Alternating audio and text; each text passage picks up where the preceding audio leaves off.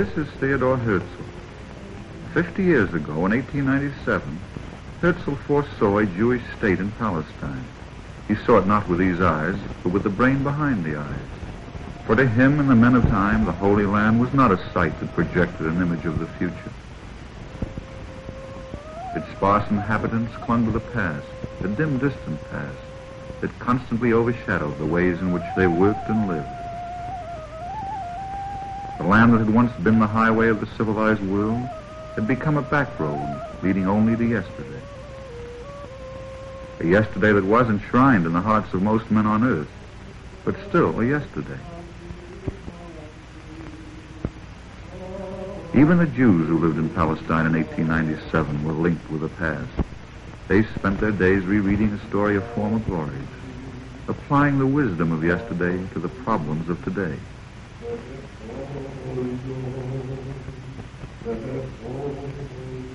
In these same sacred texts, Herzl saw a signpost to the future, to a tomorrow. He wrote in his diary the words of prophecy. In 50 years, everyone will be able to see a Jewish state in Palestine. But his contemporaries laughed at these pretentious words. After all, before their eyes were the realities of their time, the poor Jewish quarters of Jerusalem, the crumbling monuments of ancient Jewish glory. These wasted, shriveled lands could hardly support a modern nation. Herzl's dream, they said, was a desert mirage. But now the 50 years are over. Now a whole world is looking at the little country on the eastern edge of the Mediterranean. Let us look at it, too. Let us look at it in terms of Herzl's dream. What can you see in 1947? I see it from the deck of a battered ship. I'm Gershon Rabinovitz from Krakow in Poland. From where I stand, Palestine looks like paradise. It is the first clear light I have seen in all my 17 years.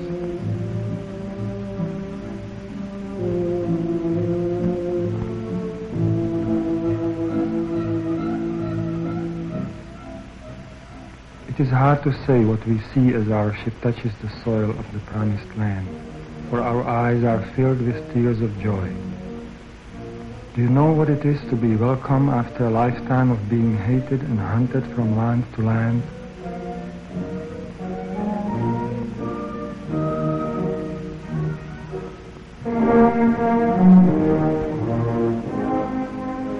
No, we really don't see clearly. It is more a matter of feeling. Feeling that at last we are among our own. To us, Palestine is a smile, a neighbor, a fellow Jew. It is shalom spoken over and over by smiling eyes. To us, Palestine is shelter. Not another hiding place, but a home with unlocked doors and open windows. There is a view this time, a vista of peace and security. To eyes that are used to strife and want, such sights are very beautiful.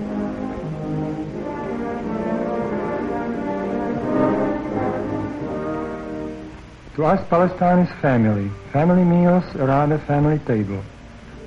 Food that comes out of the earth around us, not stinted, not doled out morsel by morsel. To us, Palestine is a chance to work again. And as we build ourselves again. As we make or think or do, we find our old self-respect, our old reasons for living. To us, Palestine is a new world where there is hope of making a new life. Friends, sweethearts, wives, even the hope of children. There are schools where they will be welcome, not merely tolerated. Schools where their Jewish origin will not be a cause for shame. Yes, to us, Palestine is a future. We who have lived day and night without hope, we lift our eyes to the sheltered harbor and we see light. I see Palestine too, but I see it from the shore. I see the ships come in, bringing people who need help and comfort. I'm Sarah Mendes. I was born here. I work in the offices of the Sochnut, the Jewish agency for Palestine. I've come to see Palestine in terms of numbers. One day I may total the number of immigrants, or the number of meals that must be ready for them, the number of soup dishes, or the number of trucks that must be ready to transport them, the number of hungry mouths, or the number of ailing bodies, the number of doctors who must be ready to care for them, or the number of beds that are available in rest homes and hospitals. Even the ages of the immigrants come into our calculations, for some have done their share of work and are now entitled to a life of care and comfort. My numbers stand for real people, of course, and there are many of them. Many fathers who are looking for their children. Many children who are looking for parents. The questions come from many countries. The answers, when they exist, must be dug out of many files. This clearance office for locating and bringing together scattered families is just one of the many divisions of the Jewish Agency. The agency headquarters are in Jerusalem, in the White House that serves as a capital for Jewish affairs in Palestine. This is the nerve center of modern-day Zionism, the heart of the Jewish nation that is in the making. This is where we add up the numbers that symbolize the day-by-day realization of Herzl's dream. The number of new buildings that have been added to an ancient city. The number of new streets and new neighborhoods. The number of public improvements needed for modern living. Our numbers also deal with the growth of Tel Aviv, the only all-Jewish city in the world. Population numbers, births and deaths, housing numbers, buildings and rooms. For this city we built ourselves. Just as we built many of our towns. On the shores of the sea, on the mountain slopes, and in the plains. Especially are we responsible for the new farming settlements. We built them with our own hands, and we're still building.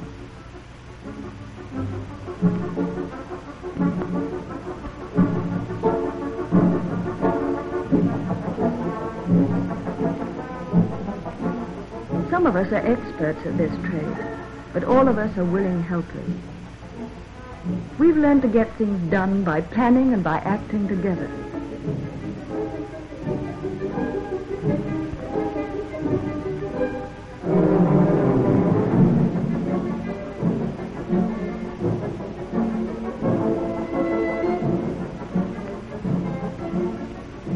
And when a new cooperative is ready for occupancy, it is ours in every sense of the word, and we're all proud and happy. Those of us who will live in it, and those of us who simply count it among the things that we've made. But before the building came the farms themselves. We laid them out and fenced them in. We counted in duminums of land, and in the number of rocks that we cleared from the neglected soil. Large and heavy was our stony crop, but even the rocks were made to serve our cause. They were the building materials for our dams and waterways. Counting out the drops of our meager water supply was the most crucial of all our calculations. Until we came, some of the land was desert, and so we had to make our own rivers, and the lakes to feed them. We had to provide machinery to control and regulate the flow of water. The sand is still there, but our artificial brooks run over it and feed the crops that support us. Because we counted in miles of pipe and inches of water, in all the complicated figures of modern irrigation, this part of the desert has become a garden. Now it yields to our patient toil. Now it is worth enriching with chemicals. Now we have something to work on. And now we can count in bushels of wheat and pounds of tomatoes. We can add up the fruits of our harvest and see the land and know that it is good.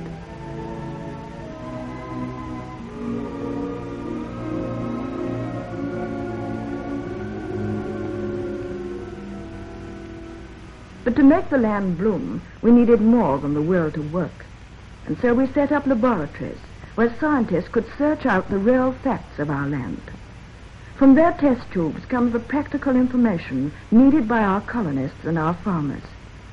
They tell us what to plant and where to plant it. They study fertilizers, insecticides, and every other aspect of modern farming. They have increased our regular yields and have even developed new types of fruit.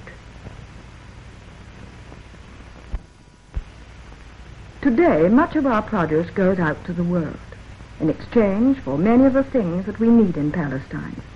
We're able to give a little in return for all we get. That means shipping and harbors and all the other installations needed by an exporting country.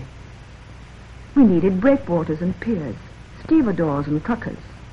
Our numbers represented the lifting power of cranes and dredges, the tonnage of ships that could come and go into our coastal cities. Soon we established suitable centers for our commercial enterprises.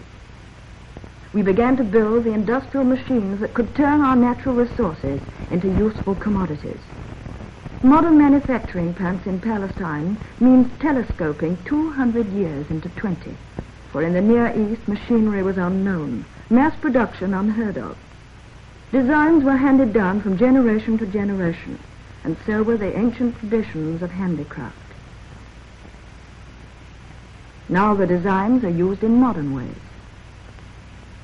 But only by making the things we needed and other people needed could we earn true security in the 20th century. Making and growing, buying and selling, our numbers began to deal with the economics of modern living. Production figures versus goods consumed, resources against human needs. What did we have to import? What could we make ourselves? The Jewish Agency acted as a planning board. We stimulated some industries, we actually financed others. Our endless figures made it possible to turn a land of shepherds into a modern country. Our planning and our people. For the people forged our numbers into reality. All the arts and skills of modern men were to be found in the people of the new Palestine. With their hands and their heads, they too were forging a new nation. We started vocational training for the younger men who had the ability but no experience. We found it paid to take an old hand out of the shops if his experience could be passed on to a new generation. The need for skilled workers is a never-ending need in a land that is in the making. Mostly we needed farmers, and so the sons of tailors and the sons of diamond cutters followed the proud road back to the soil. They learned to care for animals that some of them had never seen before. They learned to look at the countryside and see it in terms of work, food, and freedom. And after World War II, there was a new crop of students. In uniforms that bore the shield of David, they had pushed the Germans through the Italian hill country.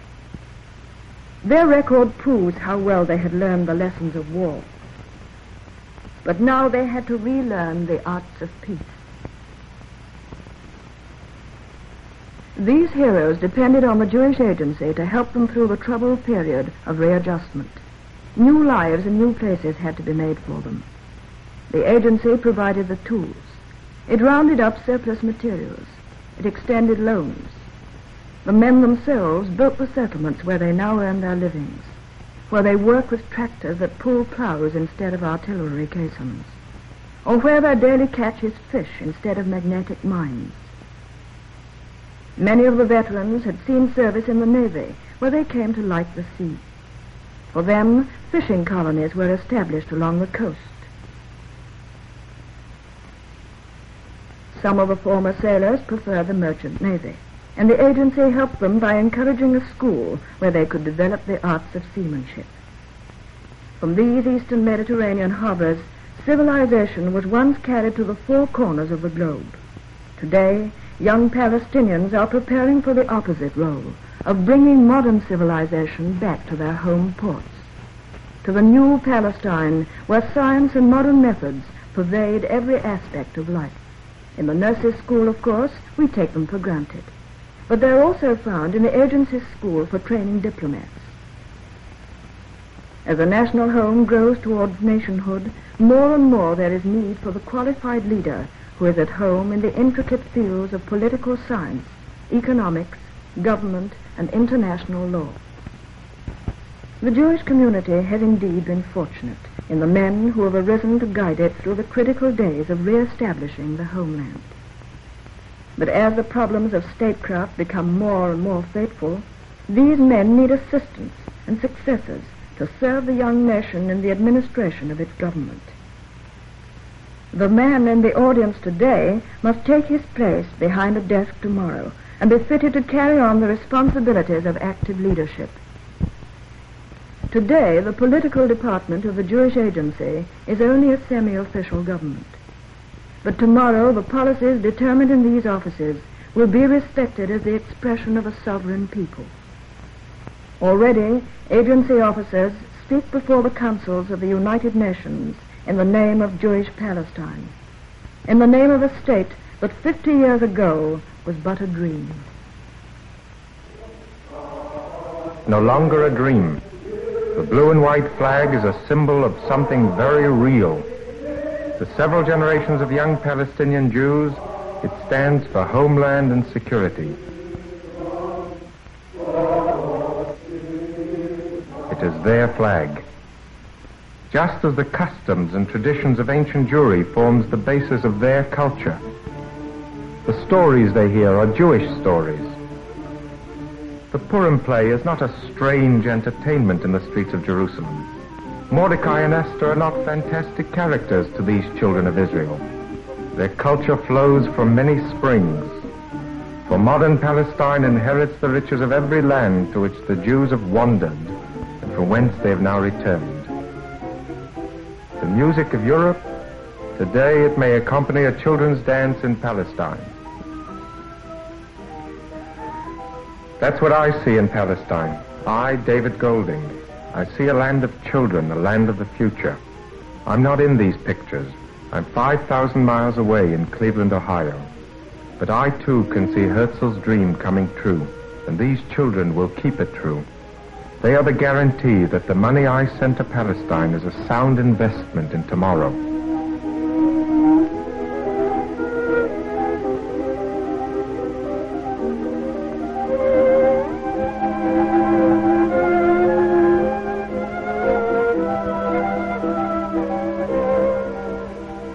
It is for them that we plan cities and lay out farming settlements. These children are being brought up with the help of the Jewish Agency so that tomorrow they can inherit all of Palestine. This generation of Jewish children is growing up strong, healthy, resourceful, and happy, proud of their health and strength, proud that they can hold their heads high in competition with anyone, proud of a sense of belonging, of living with their own people, in their own home, proud because they are free. Planting, cultivating, reaping, it's a pattern that pervades the new Palestine. The festivals celebrate it. Everyone takes part in it.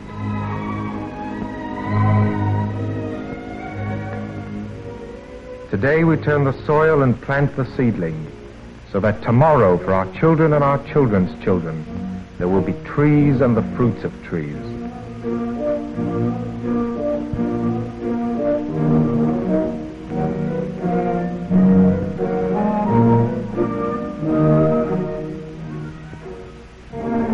Planting goes on everywhere. It is the way of life here. Sometimes the seed is knowledge, and the soil, the fertile minds of the children. The harvest in these fields will be rich indeed. I see in Palestine a land where everything is growing. And such are the sights that Herzl would see if he were alive today. Not fantasies, but facts. Not frustration, but a forward march over obstacles. Yesterday it was the barrier set up at the threshold of the homeland. Sick and suffering, thousands of Jews crossed the world, only to find their vessels of freedom turned into prisons. But now, through the Assembly of the United Nations, the whole world has approved the Jewish national right to Palestine. Now the gates are opening. Now the welcome can be extended to the thousands who still need the shelter of Palestine. Many details of Herzl's dream have yet to be realized. But every day we find more evidence that the Jewish state is becoming a reality. The mirage becomes tangible as the desert disappears. The United Nations decision, has turned Herzl's vision into a remarkable prophecy. But the decision is also a challenge to the Jews of the world. In the next few months, the seedling must take root. Gershom, Sarah, David, and the millions of others who work with the Jewish Agency are doing their share in this fateful period. But how about you? Are you helping?